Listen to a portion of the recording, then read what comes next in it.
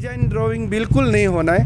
पहले जो टेंडर में किया था उसी का हिसाब में करना है। काम करने नहीं सकने से ARSS को ब्लैक लिस्ट करना है। For the sake of capital of Arunachal Pradesh Itanagar, please आप किसी को कॉम्प्रोमाइज़ नहीं करना है। हम लोगों को जल्द से जल्द रास्ता चाहिए कि अभी लगभग 1.5 साल तो हो ही गया, काम शुरू ही नहीं हुआ। तो हम लोग का रिक्वेस्ट ये है कि कितना डिले करेगा, डिले का ऊपर डिले।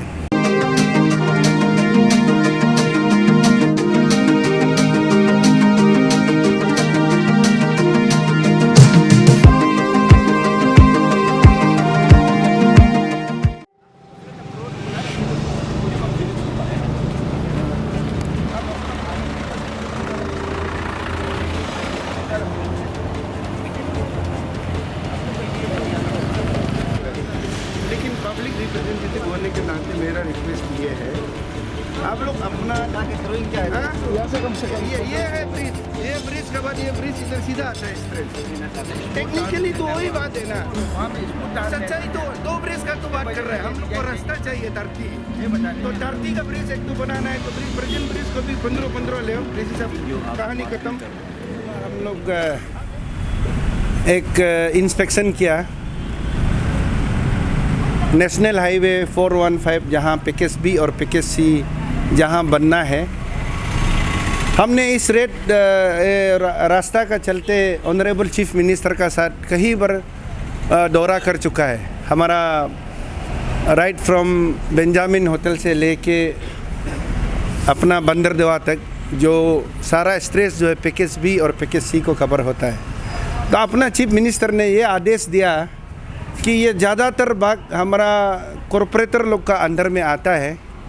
इसलिए क्योंकि 30 साल 35 साल पहले ये 4 लेन आएगा बोल के मालूम नहीं था, इसलिए इधर उधर करके वो फार साइटेड नहीं होने की वजह से इधर उधर बहुत स्ट्रक्चर खड़ा हो गया, जिसको चलते 415 को दिक्कत आ रहा था। दिक्कत आने से चीफ मिनिस्टर साहब ये चाहता है कि हमारा 415 जो है चिंपू से होलोंगी से लेके बंदरदेवा तक कंप्लीट होना है। ये चीफ मिनिस्टर पेमा खांडू जी का सपना है।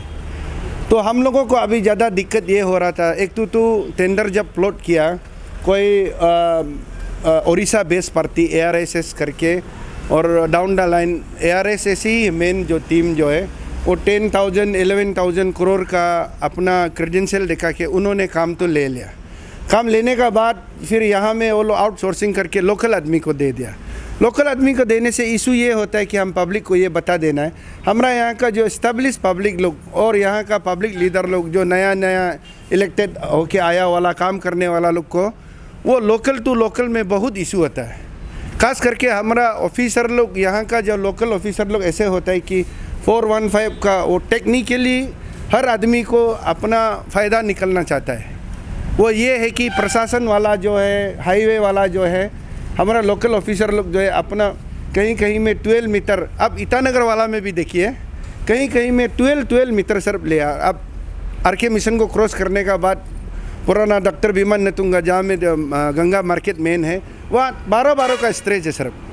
फिर भी हम लोगों ने बोला कि रास्ता सबसे बड़ा बात है, क्योंकि समाज रास्ता में चलेगा, इसलिए समाज का रास्ता के लिए बिल्कुल हम लोग कॉम्प्रोमाइज़ नहीं करेंगे। लेकिन अभी हो ये रहा था कि ऑफिसर लोग जो है काम को शुरू ही नहीं कर रहे हैं। डिले का ऊपर डिले करने का बाद हम लोगों ने एक दिन पहले हम लोगों ने यहाँ 8 तारीख को हम लोग एक मीटिंग किया DC चैम्बर में। ये मीटिंग तय किया कि प्रैक्टिकली जाके देखेगा स्ट्रेस में इशू क्या है। आज आके हम लोग इशू को मालूम हुआ कि यहाँ में फॉरेस्ट का इशू नहीं है, वो एकदम क्लियर है, और बिजली वाला पानी वाला जो वो काम में ऑब्स्ट्रक्शन आ रहा था उसका भी इशू नहीं है। इशू ये है कि हमारा ऑफिसर लोग ये बोल रहा है कि जो टेंडरर है जो जिसको आउटसोर्सिंग किया वो लोग जो है एक अलग मैप बनाएगा बोला। सुबह से हम ये लोगों के साथ मीटिंग कर रहे हैं। हाईवे वाला ये बोल रहा है कि अभी जो नया कॉन्ट्रैक्टर लिया वो जो है एक नया डिज़ाइन एंड ड्राइंग बना के उसका बाद काम शुरू करेगा बोला है, जो बहुत ही गलत है।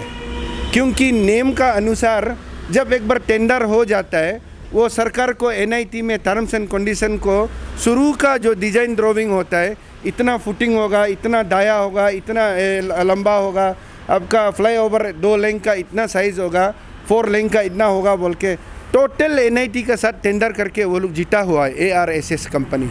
अभी इसको बिल्कुल टाइम नहीं लेके 36 मंथ का ये टाइम लाइन है 3 साल में ख़त्म करने के लिए, जबकि अभी लगभग 1.5 साल तो हो ही गया, काम शुरू ही नहीं हुआ।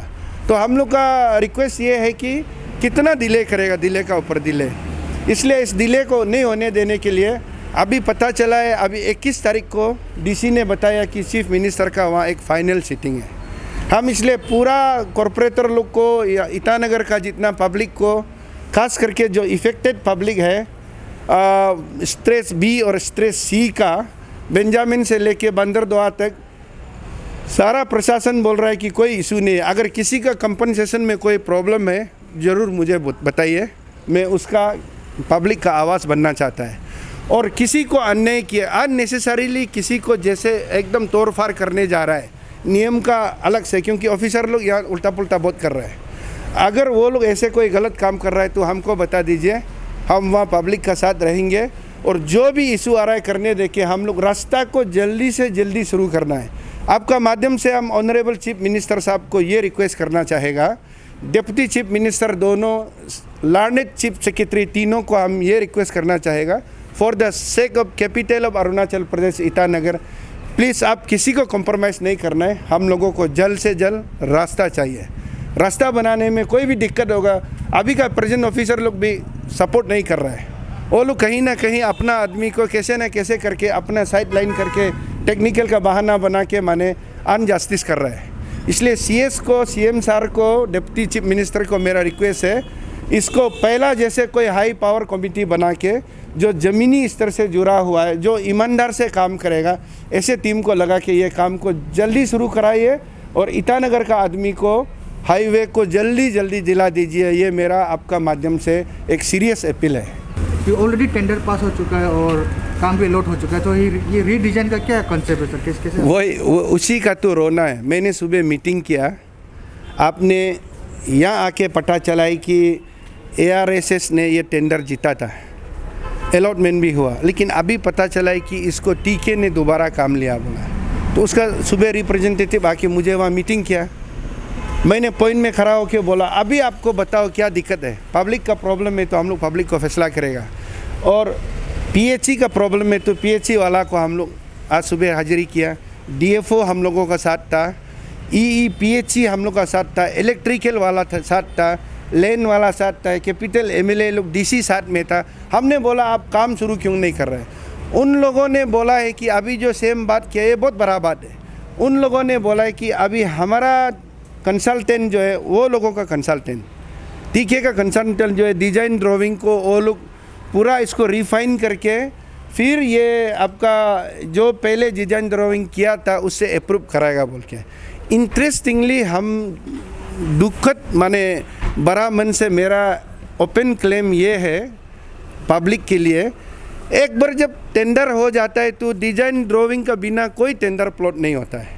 और कोई भी पार्टी जब टेंडर प्लॉट करेगा तो वो साइज़ को देख के, डिज़ाइन ड्राइंग को देख के तो हम लोग इतना रेट में मारेगा बोल के, तो वो टेक्निकल पार्ट खत्म होने का बाद प्राइस बीट में रेट लगाता है।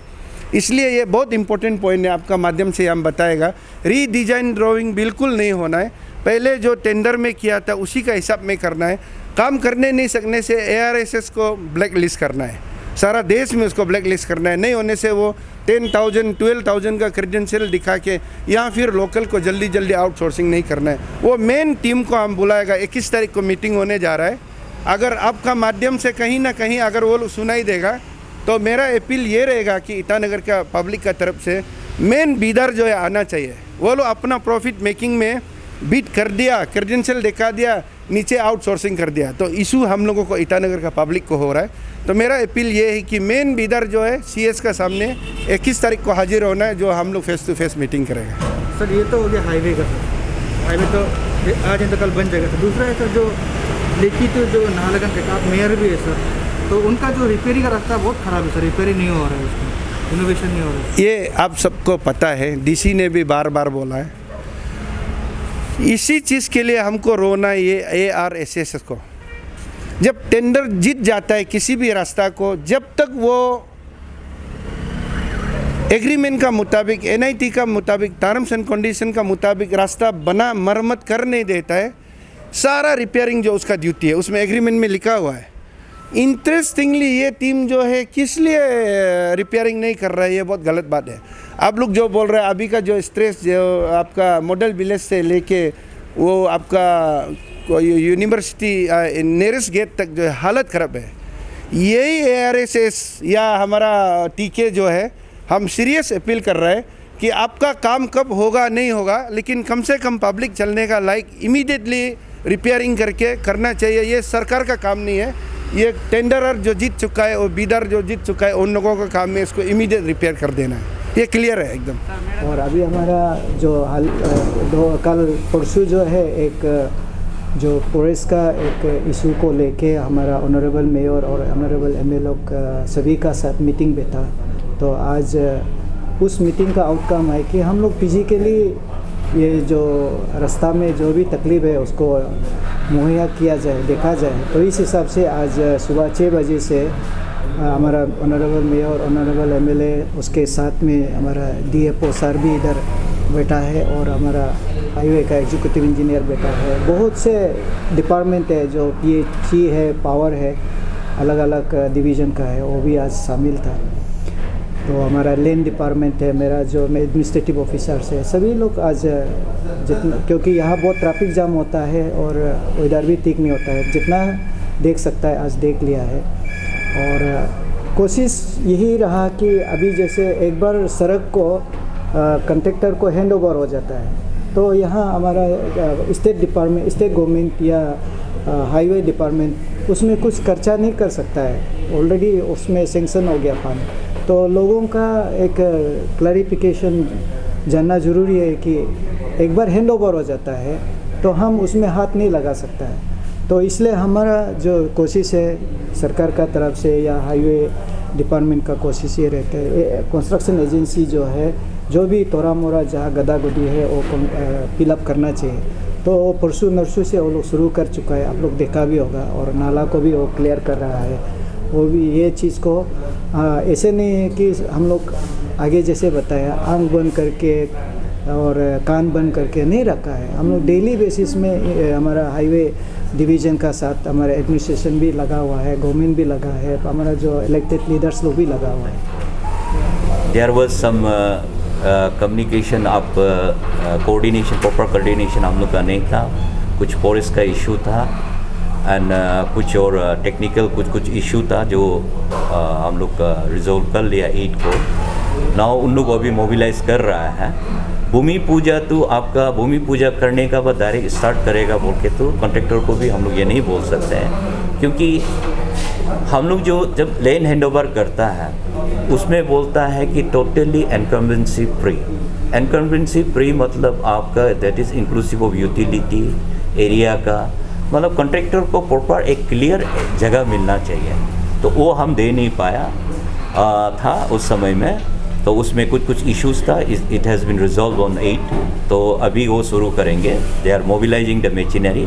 पैकेज सी ऑलरेडी काम शुरू हो गया, वो लोग बायोडक्ट ऑलरेडी उन लोग शुरू कर चुका है, 2 या 3 तो भी ऑलरेडी उन लोग ने पिलर इरेक्ट कर चुका है, फाउंडेशन डाल दिया। और पैकेज भी by Monday they have comment कि मंडे से हम फुल्ली शुरू करेगा। मेंटेनेंस तो 2 days back they have already started. Particular हम लोग ने जैसे उन लोग को इंस्ट्रक्शन दिया था, कंकड़ नाला से लेके आपका निर्जुली तक उन लोग शुरू कर दिया। मेंटेनेंस ये बोलूँगा एक्चुअली एज पर कॉन्ट्रैक्ट एग्रीमेंट के हिसाब से जिस दिन हम उसको मिट्टी हैंडओवर करता है तो उससे 10 दिन पहले राउत का कंडीशन जैसे था उन लोग को उसमें इतना ही मेंटेन करना है। ये नहीं बोल सकते हैं कि उस समय रास्ता बहुत ख़राब था तो इनको कॉन्ट्रैक्टर को हम ये प्रेशराइज नहीं कर सकता है कि आप इससे बढ़िया बना दो। हाँ, ये एग्रीमेंट में वही क्लियर कटली वो मेंशन है, जब उन लोग टेक ओवर किया था डिपार्टमेंट से या तो डिस्ट्रिक्ट एडमिनिस्ट्रेशन से, उस हिसाब से करना है। तो इनका मेंटेनेंस और ट्रैफिक रेगुलेट करने का भी उन लोग का ही ड्यूटी होता है जब वो मेंटेनेंस करता है। तो फिलहाल तो मेंटेनेंस शुरू हो गया। एंड आप जैसे बताया टाइमलाइन जो है हमारा 36 मंथ है। पैकेज बी भी पैकेज सी भी इसका स्टुपुलेट टाइम बोलता है इतना दिन का अंदर ख़त्म करना है। अभी पैकेज सी का जैसे अपॉइंटेड डेट जो बोलता है डेट ऑफ कमेंसमेंट होता है, तो टाइम 2 अगस्त से शुरू हो गया। अकॉर्डिंग टू दैट कि अभी जो 3 इयर्स में उसका 6 मंथ्स अभी ख़त्म हो गया, अनदर 2.5 years है। अभी पैकेज बी का जैसे 8 दिसंबर को उनका अपॉइंटेड डेट हुआ है, टाइम वहाँ से शुरू हो गया, तो 2 महीना तो ऑलरेडी ख़त्म हो गया। तो मीन्स अभी इनका पास अभी आपका ये 34 मंथ्स है। तो टाइम जो है जिस दिन अपॉइंटमेंट का डेट ऑफ कमेंसमेंट है, कॉन्ट्रैक्टर देर करो ना करो टाइम वहाँ से शुरू हो जाता है। एंड नो डाउट उसमें एक्सटेंशन ऑफ टाइम बोल के हम लोग का प्रोविज़न है, उनको एक्सटेंशन ऑफ टाइम अगर उस स्टुपुलेट टाइम पे अगर ख़त्म नहीं होता है तो उस पर हम लोग उन लोग जस्टिफाइड प्रॉपर जस्टिफिकेशन देना पड़ेगा।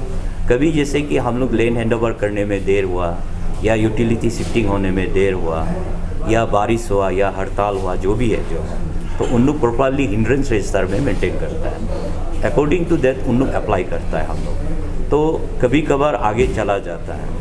और प्लस हम लोग का माइलस्टोन बोल के 4 माइलस्टोन होता है, first milestone, second milestone, third milestone और फाइनल जो है कंप्लीशन के लिए।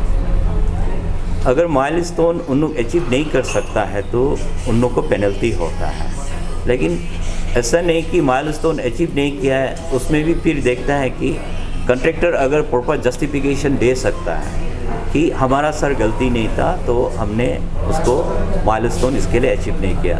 तो फर्स्ट माइलस्टोन अगर अचीव नहीं करेगा तो he is bound to achieve the total cumulative हो जाता है। सपोज फर्स्ट माइलस्टोन में जैसे आपका 10% अचीव करना है तो उसमें क्लियरली नंबर्स ऑफ डेज लिखता है। जो फर्स्ट माइलस्टोन जैसे 383 डेज लगता है तो सेकंड माइलस्टोन में 35 है, दैट इज़ क्यूमुलेटिव।